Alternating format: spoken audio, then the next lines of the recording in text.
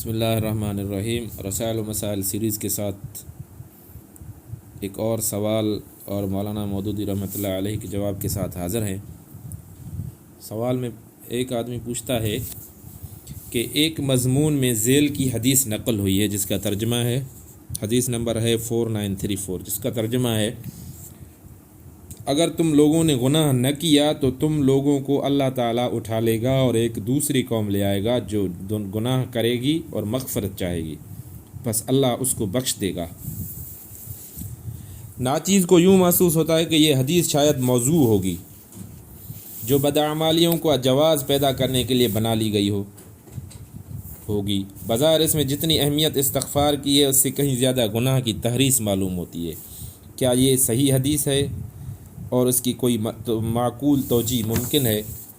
مولانا صاحب جواب میں فرماتے ہیں کسی حدیث کو رد کرنے کا یہ طریقہ صحیح نہیں ہے کہ آدمی اس کے مضمون پر تھوڑا سا غور کرے اور اگر بات سمجھ میں نہ آئے یا اس کا کوئی غلط مفہوم ذہن میں پیدا ہو جائے تو بے تکلف یہ فیصلہ کر دے کہ حدیث گھڑی ہوئی ہے، اور یہ ایک نظریہ یہ بھی ساتھ ساتھ قائم کر لے کہ فلاں فلاں وجوہ سے یہ گھڑی گئی ہوگی۔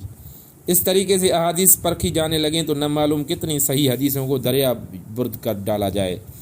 حدیثوں کو پرکھنے کے لیے علم حدیث کی گہریت واقفیت ضروری ہے، اور اس کے بعد دوسری ضروری چیز یہ ہے کہ آدمی میں بات کے مغز کو پہنچنے کی عمدہ صلاحیت ہو۔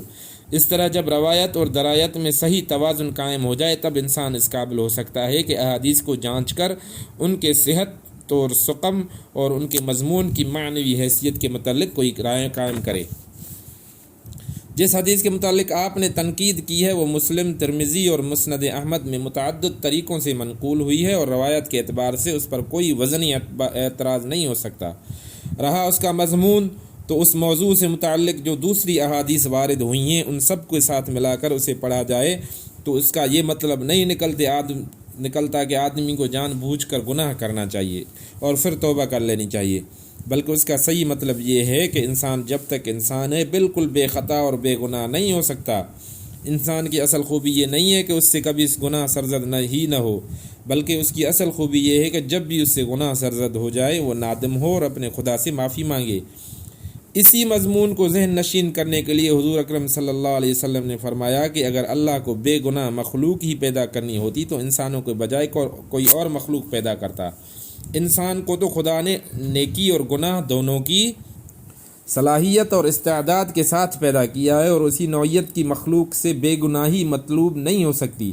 اس لیے تو بڑے سے بڑا مقام یہی ہو سکتا ہے کہ بتقاضۂ بشریت جب بھی اس سے قصور سرزد ہو اس پر اصرار نہ کرے بلکہ نادم ہو کر استغفار کرے۔